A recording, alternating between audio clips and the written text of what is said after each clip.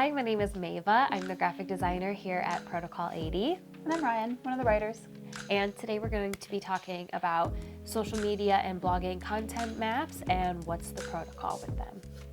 Yes, so we're going to start out with why is a content map important. My deal is that I have a lot going on and I can't leave adding content to social media up to chance. So I need to have it planned out. How about you? Yep, so it's really important to plan. Normally you'd want to do it at the beginning of the month.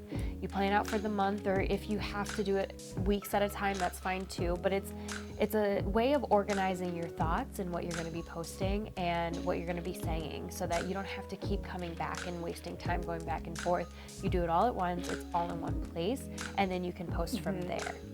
Yeah, and then another good thing about doing the mapping ahead of time is that you see what kind of posts you're going to make. Are they links? Are they photos? Are they videos? And what topics are they touching on? So that you make sure that you're keeping your content varied and not posting the same thing over and over again. It's a great way to keep yourself organized. You can, and you have that backup too, where you can go back and see what have I talked about, and you can leeway into other things using that as a resource. Yep, and so some of the things that you might want to content plan around when you're putting something together, we're using Excel sheets because they have a lot of flexibility.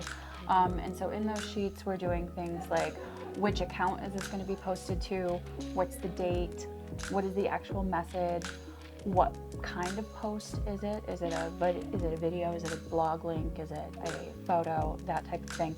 And then also you can filter these things in Excel so that you can keep track of whether or not you've posted it already. Right, there's a lot of different ways that you can format the Excel sheets. We use the Excel sheet through Google Sheets, and that's really helpful for us. There's a lot of different drop downs that you can use and ways that you can format it that makes it easy for finding. When I'm doing social media content maps, there's some very specific things that I like to include. I want to know what's the content going to be, what's the topic going to be, who am I tagging, if I'm tagging anybody. I like to keep a list of most used hashtags and popular hashtags to use, so it's just easy to grab those, put them in, and post them. You don't have to do a lot of thinking around that. I also like to include links if they're applicable, images. I also like to make a little note of what type of image I want to include. If I have to make a graphic for it, knowing what that graphic's going to be ahead of time is really helpful as well. Yeah, that's definitely something that you can do ahead of time, is you can create all that content and then you can link it directly in the Excel sheet, like all your graphics, your videos, things like that, so that then you don't need to go back and look for them later. Right. They're already all right there. And I like to keep mine because I'm a writer and most of my stuff is blog post content. I like to keep the titles in a column, and then there are links to those blogs in another column, so that anytime that I want to talk about that one and kind of revisit it, I've already got that information there. I don't need to go searching that particular website for that blog. Right. It's also great for when you're cross-posting, if you have to put a blog in multiple different places, or if you have to put a social media post on Facebook, Instagram, LinkedIn, and all of those. You don't have to reinvent the wheel every single time. You can use what's on your content map and just post it throughout all of those. Just maybe switching up one or two words or changing a hashtag here or there. And it streamlines the process. It makes it a lot easier. Totally. And another thing that I like to do is, thanks to having all of this in an Excel, Google Sheet format, HubSpot, if you're a HubSpot user, has an import function for your social media that you can take all this content and download it as a CSV file and then import it directly into the HubSpot scheduler. Saves you tons of time. It really can be customized to who you are and how your brain works with this.